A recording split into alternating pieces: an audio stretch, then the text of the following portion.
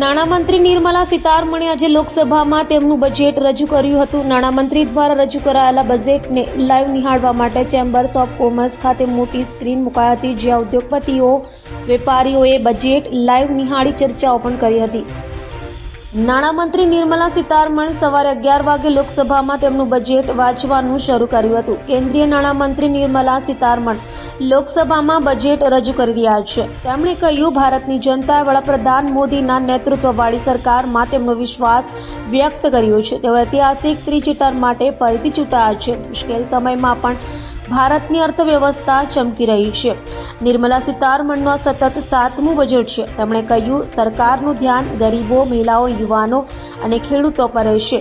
સરકાર નોકરીની તકો વધારશે. તો સુરત ચેમ્બર્સ ઓફ કોમર્સ ખાતે બજેટ નિહાળી રહેલા વેપારીઓ અને ઉદ્યોગપતિઓએ મીડિયા સમક્ષ પ્રતિક્રિયા આપી હતી. બજેટ આમ તો ખેતી પ્રધાન બજેટ દેખાય છે અને સુરતના બિઝનેસને જો જોવા જઈએ આપણે તો એમએસએમઈ સેક્ટરમાં term loan credit guarantee scheme એટલે 100 કરોડના ફાઇનાન્સ સુધીને આવરી લેવા માટે એક અલગ ફંડનું આયોજન કરવામાં આવ્યું છે. બીજું સ્ટેટ એસેટ પીરિયડમાં પણ ફાઇનાન્સ જરૂરિયાત સંતોષાય તેનું ધ્યાન રાખવામાં પણ આવ્યું છે. ખાસ મધ્યમ વર્ગ માટે જે મુદ્રા લોન 10 લાખ સુધીની હતી તેને 20 લાખ સુધીની લિમિટ કરવામાં આવી છે.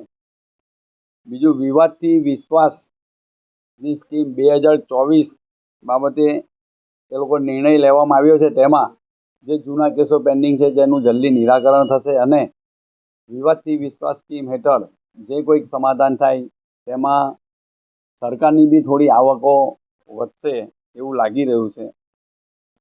એવું વચન આપવામાં આવ્યું છે કે 1961થી જે ઇન્કમટેક્સના કાયદા ચાલી આવ્યા છે તેને સુધારા કરવામાં આવે, એને બદલવામાં આવે અને ખાસ ટેક્સટાઇલમાં સ્પેન્ડેક્સ યાર્ન ઉપર એના રો મટીરિયલ જે આવતું રો મટીરિયલ પર 7%થી લઈને 5% સુધી એટલે 2%ની એમાં રાહત આપવામાં આવી છે.